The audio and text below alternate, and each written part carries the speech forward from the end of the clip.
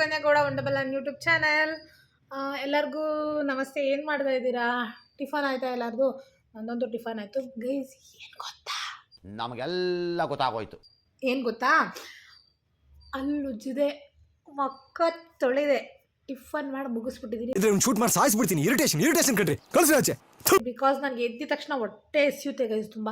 ಅದಕ್ಕೋಸ್ಕರ ಟಿಫನ್ ಗುಳುಮ್ ಮಾಡಿಬಿಟ್ಟೆ ಗೈಸ್. ಇನ್ನೊಂದೇನಪ್ಪ ಅಂತಂದರೆ, ಇಷ್ಟು ದಿನ ಕ್ಯಾಮ್ರಾನ ಅಲ್ಲಿ ಇಲ್ಲಿ ಎಲ್ಲಾದರೂ ಇಟ್ಬಿಟ್ಟು ವ್ಲಾಗ್ನ ಮಾಡ್ತಾಯಿದ್ದೆ. ಬಟ್ ಇವತ್ತು ಯಾಕೆ ಟ್ರೈ ಮಾಡಬಾರ್ದು ಅಂತ ಕೈಯಲ್ಲಿ ಇಟ್ಕೊಂಡು ವ್ಲಾಗ್ನ ಮಾಡ್ತಾಯಿದ್ದೀನಿ. ಕ್ಯಾಮ್ರಾ ಆ್ಯಂಗಲ್ ಯಾವ ಥರ ಇದೆ ಅಂತ ಗೊತ್ತಿಲ್ಲ, ಬಟ್ ಯಾವ ಥರ ಇದ್ರೂ ಅಡ್ಜಸ್ಟ್ ಮಾಡ್ಕೊಳ್ಳಿ. ಇನ್ನೊಂದು ಏನಪ್ಪ ಅಂತಂದರೆ ಗೈಸ್, ಆದರೂ ಈ ಡೈಲಿ ವ್ಲಾಗ್ ಎಲ್ಲ ಮಾಡ್ತಾರಲ್ಲ, ಈ ಸ್ಯಾಮ್ ಸಮೀರ್ ಆ ಥರ ಡೈಲಿ ವ್ಲಾಗ್ಗಳನ್ನ ಮಾಡ್ತಾರಲ್ಲ, ತುಂಬ ಕಷ್ಟ ಗೈಸ್ ವ್ಲಾಗ್ಗಳು ಮಾಡ್ಕೊಂಡು. ನಾನು 2 ನಿಮಿಷ ಆಯ್ತು ಅಷ್ಟೇ ಫೋನ್ನ ಈ ಥರ ಇಟ್ಕೊಂಡು ಕೈಯಲ್ಲಿ, ಕೈ ಎತ್ತಕ್ಕೆ ಆಯ್ತಲ್ಲ. ಇದೊಂದು ಬದುಕಿ, ಇದೊಂದು ಜನ್ಮವೇ, ಎಂತಹ ದುರ್ವಿಧಿ, ಇದೆಂತಹ ಅಷ್ಟು ಕೈ ನೋವು ಬಂದ್ಬಿಡ್ತವ್ರು. ಅದೆಲ್ಲ ಯಾವ ಥರ ಇಟ್ಕೊಂಡು ಮಾಡ್ತಾರೋ ಗೊತ್ತಿಲ್ಲ. ಹ್ಯಾಟ್ಸ್ ಆಫ್ ಮಾಡ್ಬೇಕು ಮಾತ್ರ ಅವ್ರಿಗೆ. ಇನ್ನೊಂದು ಏನಪ್ಪ ಅಂತ ಅಂದರೆ ಗೈಸ್, ಈ ವ್ಲಾಗ್ನ ನಾನು ರ್ಯಾಂಡಮ್ ಆಗಿ ಸ್ಟಾರ್ಟ್ ಮಾಡಿದ್ದೀನಿ. ಬಿಕಾಸ್ ಏನು ಕಂಟೆಂಟ್ ಮಾಡಬೇಕು ಅಂತ ಏನು ಮಾಡಿಲ್ಲ.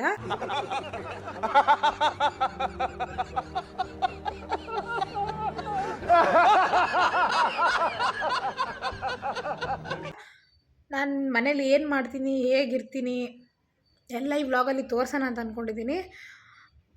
ಬಿಕಾಸ್ ನಾನು ಡೈಲಿ ಏನು ಮಾಡಲ್ಲ, ಕೆಲಸ ಅನ್ನೋದೆಲ್ಲ 3 ಹೊತ್ತು ಫೋನ್ ಹಿಡ್ಕೊಂಡು ಮಲಗಿರ್ತೀನಿ ಅಷ್ಟೇ. ಕೆಲ್ಸಕ್ಕೆ ಹೋದರೆ ಕೆಲಸದಲ್ಲಿರ್ತೀನಿ, ಅದು ಬಿಟ್ಟರೆ 3 ಹೊತ್ತು ಮನೇಲಿ ಫೋನ್ ಹಿಡ್ಕೊಂಡು ಮಲಗಿರೋದು ಬಿಟ್ಟರೆ ಇನ್ನೇನು ಕೆಲಸನೂ ಮಾಡಲ್ಲ. ಕರೆಕ್ಟು ಟೈಮ್ಗೆ ಊಟಕ್ಕೊಂದು.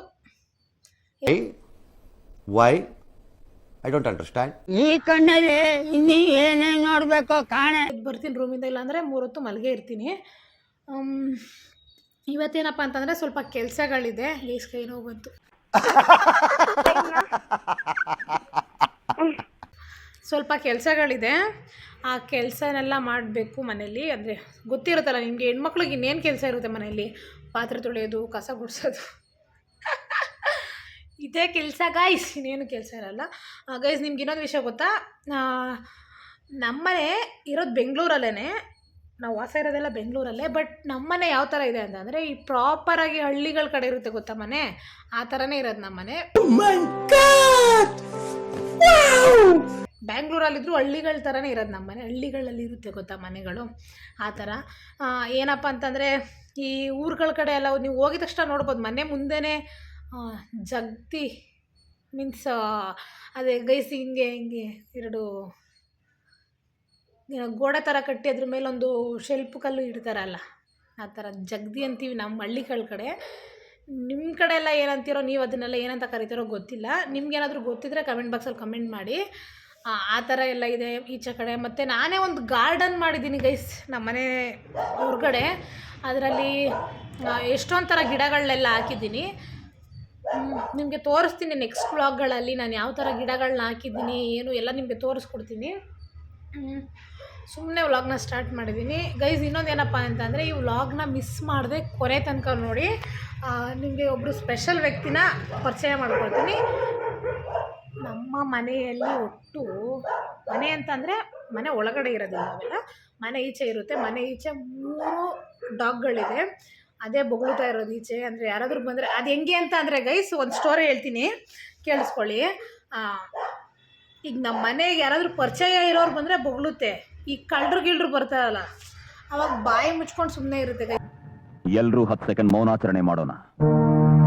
ಏನಂತಂದರೆ, ಈಗ ರೀಸೆಂಟಾಗಿ ಎಲ್ಲೋ ದೇವಸ್ಥಾನಕ್ಕೆ ಹೋಗಬೇಕಿತ್ತು, ಅದಕ್ಕೋಸ್ಕರ ಜಾಕೆಟ್ ಎಲ್ಲ ನಮ್ಮಮ್ಮ ಒಗೆದ್ಬಿಟ್ಟು ಈಚೆ ಹಾಕಿದ್ರು. ಅದನ್ನು ಯಾರೋ ಎತ್ಕೊಂಡು ಹೋಗ್ಬಿಟ್ಟವ್ರೆ ಗೈಸ್. ಆವಾಗ ಇವೆಲ್ಲ ಸುಮ್ಮನೆ ಅವೆ, ಬೊಗಳೇ ಇಲ್ಲ. ಈಗ ಸುಮ್ಮನೆ ನಮ್ಮ ಮನೆಗೆ ಯಾವ ಗೊತ್ತಿರೋರು ಬರಲಿ, ಈ ಡೈಲಿ ಬರೋರು ಬರಲಿ, ಅವ್ರು ಬಂದರೂ ಬೊಗಳುತ್ತವ. ಇದು ಆ್ಯಕ್ಚುಲಿ ಚೆನ್ನಾಗಿರೋ. ಅಯ್ಯೋ ಅಂದ್ಕೊಂಡು, ಆದರೆ ಏನು ಮಾಡೋಕ್ಕಾಗಲ್ಲ. ಬಟ್ ಏನಂತಂದರೆ ಗೈಸ್, ಊಟ ಎಲ್ಲ ಬೇರೆ ಕಡೆ ಮಾಡಿ, ನಾವು ಊಟ ಹಾಕಿದ್ರೂ ತಿನ್ನಲ್ಲ ಅದು. ನಾವೇ ಆಗಲಿ, ನಮ್ಮ ಅಕ್ಕಪಕ್ಕ ಮನೆಯವರಾಗಲಿ ಯಾರು ಹಾಕಿದ್ರೂ ಊಟ ತಿನ್ನೋದಿಲ್ಲ ಅದು. ನಮ್ಮ ಮನೆ ರೋಡಲ್ಲಿ ಲಾಸ್ಟ್ ಮನೆ ಇದೆ, ಅವ್ರ ಮನೇಲಿ ಮಾತ್ರ ಊಟ ಮಾಡೋದು. ಅದೆಷ್ಟು ನಿಯತಿ ನಾಯಿ ಅಂತಂದರೆ ಗೈಸ್, ಅಲ್ಲಿ ಊಟ ಮಾಡಿದ್ರು ಬಂದು ನಮ್ಮ ಮನೆ ಮುಂದೆನೇ ಮಲಿಕೊಳ್ಳೋದು. ಅದು ಒಂಥರ ನಮಗೂ ಫ್ಯಾಮಿಲಿ ಮೆಂಬರ್ ಥರನೇ ಆಗ್ಬಿಟ್ಟಿದ್ದಾವೆ ಅವೆಲ್ಲ ಗೈಸ್. ಇನ್ನೊಂದು ಸ್ಪೆಷಲ್ ವ್ಯಕ್ತಿನ ಮೀಟ್ ಮಾಡಿಸ್ತೀನಿ ಅಂತ ಹೇಳಿದ್ನಲ್ಲ, ಈ ವ್ಲಾಗ್ನ ಕೊನೆ ತನಕ ನೋಡಿ. ನಿಮಗೆಲ್ಲ ಸ್ಪೆಷಲ್ ಅನ್ನಿಸ್ಬೋದೋ ಇಲ್ಲವೋ ಗೊತ್ತಿಲ್ಲ, ಬಟ್ ಎಕ್ಸ್ಪೆಷಲಿ ನಮಗೆ ತುಂಬ ಸ್ಪೆಷಲ್ ಅವರು ನಮ್ಮ ಮನೆಯಲ್ಲಿ. ಒಂಥರ ನಮ್ಮ ಮನೆಯಲ್ಲಿ ತುಂಬ ಮುದ್ದು ಅಂತಂದರೆ ಅವರೇ. ನಿಮಗೆ ಮೀಟ್ ಮಾಡಿಸ್ತೀನಿ ಅದು ಯಾರು ಅಂತ, ಕೊನೆವರೆಗೂ ನೋಡಿದ್ರೆ ನಿಮಗೆ ಗೊತ್ತಾಗುತ್ತೆ ಈ ವ್ಲಾಗ್ನ. ಬನ್ನಿ ಏನು ಮಾಡ್ತೀನಿ ಏನು ಎಲ್ಲ ತೋರಿಸ್ತೀನಿ ನಿಮಗೆ, ಓಕೆನಾ. ಹಾಗೆ ಫ್ರೆಶ್ ಅಪ್ ಆಗಬೇಕು ಇವತ್ತು. ಫ್ರೆಶ್ ಅಪ್ ಆಗಿ ದೇವ್ರ ಪೂಜೆ ಮಾಡಿ ಎಲ್ಲಾದರೂ ಹೊರ್ಗಡೆ ಹೋಗೋಣ ಅಂದ್ಕೊಂಡಿದ್ದೀನಿ. ಏನು ಗೊತ್ತಾ ಗೈಸ್, ನಾನು ರೆಡಿ ಆಗೋ ತನಕ ಎಲ್ಲಾದರೂ ಹೋಗೋಣ ಅದು ಇದು ಅಂದ್ಕೊಂಡು ರೆಡಿ ಆಗಿ ಎಲ್ಲ ಇದು ಮಾಡ್ತೀನಿ. ಬಟ್ ರೆಡಿ ಆದಮೇಲೆ ನನಗೆ ಇಂಟ್ರೆಸ್ಟೇ ಇರೋದಿಲ್ಲ ಹೊರ್ಗಡೆ ಹೋಗಬೇಕು ಅಂತ ಅಂದರೆ. ಅದು ಯಾಕೆ ಅಂತಲೇ ಗೊತ್ತಿಲ್ಲ. ಗೈಸ್ ಇನ್ನೊಂದೇನು ಗೊತ್ತಾ, ಮನೇಲಿ ಇದ್ದು ಬೋರ್ ಆಗಿಬಿಟ್ಟಿದೆ ನನಗೆ. ಇದೆ, ಇಲ್ಲೊಂದು ಸಮಸ್ಯೆ ಖಂಡಿತ ಇದೆ. ಬೋರ್ ಅಂತಂದರೆ ಹೆಂಗೆ ಅಂತಂದರೆ, ನಾನು ಇನ್ನೇನು ಮಾಡಲಿ ಗೈಸ್, ನಮ್ಮ ಮನೇಲೆಲ್ಲ ಕೆಲ್ಸಕ್ಕೆ ಹೋಗ್ಬಿಟ್ಟಿರ್ತಾರೆ, ಯಾರೂ ಇರೋದಿಲ್ವಾ. ನಾನೊಬ್ಬಳೆ 3 ಹೊತ್ತು ಫೋನ್ ನೋಡ್ತೀನಿ. ಯಾವ ಥರ ಹುಚ್ಚಿಡ್ದು ಬಿಡುತ್ತೆ ಅಂದರೆ, ಒಂದು ಸಮ್ಟೈಮ್ಸ್ ಫೋನ್ ನೋಡಿ ಫೋನು ಬೇಡಪ್ಪ ಎಸ್ದು ಬಿಡೋಣ ಅನ್ನೋಷ್ಟು ಒಂಥರ ಈ ಜೀವನದ ಮೇಲೆ ಜಿಗುಪ್ಸೆ ಬಂದುಬಿಡುತ್ತೆ ಫೋನ್ ಅಷ್ಟು ನೋಡಿ. ಇನ್ನೇನು ಮಾಡಲಿ, ಟಿ ವಿ ನೋಡೋಣ ಅಂದರೆ ಹಾಕಿದ್ದೆ ರಿಪೀಟಲ್ಲಿ ಕಾಸ್ಟ್ ಆಗ್ತಾರೆ. ಫೋನ್ ನೋಡ್ತೀನಿ ಸಮ್ಟೈಮ್ಸ್, ಇಲ್ಲ ಅಂತ ಅಂದರೆ ಸುಮ್ಮನೆ ಕುಂತಿರ್ತೀನಿ ಗೈಸ್ ಯಾವಾಗ್ಲೂ. ಇಲ್ಲಾಂದರೆ ಪಾಚ್ಕೊಂಬಿಟ್ಟಿರ್ತೀನಿ 3 ಹೊತ್ತು. ನೀವೆಲ್ಲ ಏನು ಮಾಡ್ತೀರಾ ಮನೇಲಿದ್ದರೆ ಯಾವಾಗಲೂ? ಕಮೆಂಟ್ ಬಾಕ್ಸಲ್ಲಿ ಕಮೆಂಟ್ ಮಾಡಿ ಗೈಸ್. ಇನ್ನೊಂದೇನಪ್ಪ ಅಂತಂದರೆ, ನಾನು ಲಾಸ್ಟ್ ವ್ಲಾಗು ಪ್ರ್ಯಾಂಕ್ ವ್ಲಾಗ್ ಮಾಡಿದ್ದೆ. ಅದಕ್ಕೆ ತುಂಬ ಜನ ನನಗೆ ಕಾಲ್ ಮಾಡಿ ಹೇಳಿದ್ರಿ, ನಾನು ತುಂಬ ನಕ್ಕಿದ್ದೀನಿ, ವ್ಲಾಗ್ ತುಂಬ ಚೆನ್ನಾಗಿತ್ತು ಅಂತ ಹೇಳಿದ್ರಿ. ಎಲ್ಲರಿಗೂ ಥ್ಯಾಂಕ್ ಯು ಸೋ ಮಚ್. ಯಾರೆಲ್ಲ ಹೀಗೆ ಸಪೋರ್ಟ್ ಮಾಡ್ತಾಯಿದ್ದೀರೋ ಇನ್ನೂ ಹೆಚ್ಚು ಸಪೋರ್ಟ್ ಮಾಡಿ, ಥ್ಯಾಂಕ್ ಯು. ನೀವು ನೋಡಿ ಆ ಥರ ಚೆನ್ನಾಗಿತ್ತು ಚೆನ್ನಾಗಿಲ್ಲ ಅಂತ ಏನಾದರೂ ನನ್ನ ವ್ಲಾಗ್ಗಳಿಗೆ ನೀವು ಹೇಳಿದ್ರೆ ನನಗೆ ಗೊತ್ತಾಗುತ್ತೆ. ನಾನು ಇನ್ನೊಂದು ಸ್ವಲ್ಪ ಈ ಥರ ಇದು ಮಾಡಬೇಕು, ಹಿಂಗೆ ಮಾಡಬೇಕು, ಹಂಗೆ ಮಾಡಬೇಕು ಅನ್ನೋದು. ನೀವೇನು ಹೇಳೇ ಇಲ್ಲ ಅಂದರೆ ನನಗೆ ಗೊತ್ತೇ ಆಗೋದಿಲ್ಲ ಅಲ್ವಾ. ಅದಕ್ಕೋಸ್ಕರ ನಾನು ಯಾವಾಗಲೂ ಹೇಳ್ತಾ ಇರ್ತೀನಿ, ನಿಮ್ಗೆ ಏನೇ ಅನಿಸಿದ್ರು ನನ್ನ ವ್ಲಾಗ್ಗಳ ಬಗ್ಗೆ ನಿಮ್ಗೆ ಇಷ್ಟ ಆದ್ರೂ ಇಷ್ಟ ಆಗದಲ್ಲೇ ಇದ್ರೂ ನನ್ನ ಕಮೆಂಟ್ ಬಾಕ್ಸಲ್ಲಿ ಕಮೆಂಟ್ ಮಾಡಿ, ಓಕೆನಾ. ಬನ್ನಿ ಏನೆಲ್ಲ ಮಾಡ್ತೀನಿ ನೋಡೋಣ, ಸಿಗುವ ಮತ್ತೆ. ಗೈಸ್ ವಾಷಿಂಗ್ ಮಿಷಿನ್ಗೆ ಬಟ್ಟೆ ಹಾಕಿದ್ದೆ ಅಂತ ಹೇಳಿದ್ನಲ್ಲ, ಬಟ್ಟೆನೆಲ್ಲ ತೆಗ್ದು ಗೈಸ್ ಬರೀ ನಮ್ಮ ಅಣ್ಣನ ಬಟ್ಟೆಗಳು ಮಾತ್ರ ಹಾಕಿದ್ದೆ. ಅದನ್ನೆಲ್ಲ ಇವಾಗ ತೆಗೆದು ಈಚೆ ಹಾಕಬೇಕು. ಎಲ್ಲ ಬಟ್ಟೆನೂ ಹಾಕಿಲ್ಲ ಗೈಸ್. ಏನಂತಂದರೆ ನಮ್ಮ ಮನೇಲಿ ಹೊಸಿ ಬಟ್ಟೆ ಆಗೋಲ್ಲ ಗೈಸ್ ಒಗೆಯೋದು. ಯಪ್ಪ ವಾಷಿಂಗ್ ಮಿಷಿನ್ ಓಕೆ ಇಲ್ಲ ಅಂದಿದ್ರೆ ಎಷ್ಟು ಬಟ್ಟೆ ಇದೆ. ಇದನ್ನೆಲ್ಲ ಇವಾಗ ಈಚೆ ಹಾರಾಕಬೇಕು. ಈಚೆ ಹಾರಾಕಿ ಡೋರ್ ಓಪನ್ ಮಾಡಿ ನೋಡಿ. ನಾನು ಹೇಳಿದ್ನಲ್ಲ ಗಾರ್ಡನ್ ಅಂತ, ನೆಕ್ಸ್ಟ್ ವ್ಲಾಗಲ್ಲಿ ನಾನು ತೋರಿಸ್ತೀನಿ ಗೈಸ್ ನಮ್ಮ ಗಾರ್ಡನ್ ಹೇಗಿದೆ ಅನ್ನೋದನ್ನು. ಬಟ್ಟೆ ಎಲ್ಲ ಹಾರಾಕಿ ಸಿಗ್ತೀನಿ ಗೈಸ್. ನಾನು ಯಾವ ಥರ ಸೋಂಬೇರಿದ್ದೀನಿ ಅಂದರೆ, ಟೆರೆಸ್ ಮೇಲೆ ಮೆಟ್ಲೆತ್ಕೊಂಡು ಹೋಗೋದು ಯಾರು ಅಂದ್ಬಿಟ್ಟು ಮೊನ್ನೆ ಈಚೆ ಕಡೆನೇ ನೋಡಿ ಇಲ್ಲೇ ಹಾರಾಕ್ಬಿಟ್ಟಿದ್ದೀನಿ ಬಟ್ಟೆನ.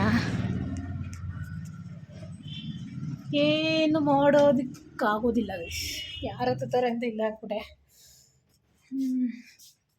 ನೆಕ್ಸ್ಟ್ ಪಾತ್ರೆ ತೊಳಿಬೇಕು. ಪಾತ್ರೆ ತಿಕ್ಕಿ ತೊಳಿ ಅಂತ. ಸ್ಟಾಪ್ ಯು, ನಿಮ್ಮನ್ನ ತಡೆದಿರುವವರು ಯಾರು? Congratulation brother. ಪಾತ್ರೆ ತೊಳಿಬೇಕು, ಸಿಗ್ತೀನಿ ಮತ್ತೆ. ತುಂಬ ಪಾತ್ರೆ ಇದೆ ತೋರಿಸ್ತೀನಿ. ಈಗ ಇಷ್ಟು ಪಾತ್ರೆಗಳನ್ನ ತೊಳೆದು ಅಲ್ಲ ತೊಳೆಯೋ ಅಷ್ಟೊಂದು ಕೈ ನೋವು ಬಂದ್ಬಿಟ್ಟಿರ್ತೀವಿ.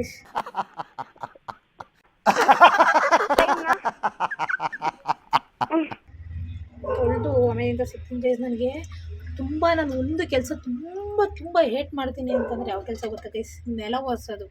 ಅದರಲ್ಲೂ ಎಕ್ಸ್ಪೆಷಲಿ ನಮ್ಮ ಮನೇಲಿ ನಮ್ಮ ಅಜ್ಜಿ ಅಥವಾ ನಮ್ಮಮ್ಮ ಯಾರಾದರೂ ಇದ್ದಾಗ ನೆಲ ಒರೆಸೋ ಅಂತ ಅಂದ್ರಂತೂ ನನಗಿನ್ನೂ ಹೆವಿ ಇರಿಟೇಷನ್ ಆಗುವಂಥ ಕೆಲಸ ಅದು. ಏನಕ್ಕೆ ಅಂತ ಅಂದರೆ, ಇವಾಗ ನೋಡಿ ನಾವು ನಾರ್ಮಲಾಗಿ ಈ ಥರ ಇರಿಟೇಷನ್ ಎಲ್ಲ ಆಲ್ಮೋಸ್ಟ್ ಎಲ್ಲ ಮನೆ ಹೆಣ್ಮಕ್ಳಿಗೂ ಆಗಿದ್ದೇ ಇರುತ್ತೆ. ಏನಕ್ಕೆ ಅಂತ ಅಂದರೆ, ನೆಲ ಒರೆಸ್ತಾ ಇರ್ತೀವಿ ಗೈಸ್, ನಾವು ನೀಟಾಗಿ ಒರೆಸ್ತಾ ಇರ್ತೀವಿ, ನಮಗೆ ಗೊತ್ತಿರುತ್ತೆ ನಾವು ನೀಟಾಗಿ ಒರೆಸ್ತಾ ಇದ್ದೀವಿ ಅಂತ.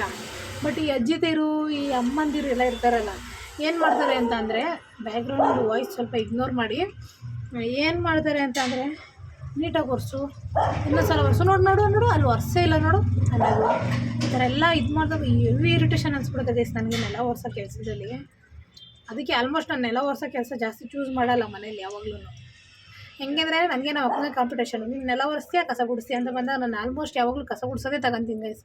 ನೆಲ ಒರೆಸೋದು ಸ್ವಲ್ಪ ಇರಿಟೇಷನ್ ಅಲ್ವ, ಅದಕ್ಕೋಸ್ಕರ ಇವಾಗ ಕ್ವಿಕ್ಕಾಗಿ ಪಾತ್ರೆ ತೊಳೆದ್ಬಿಟ್ಟು ಮತ್ತೆ ಸಿಗ್ತೀನಿ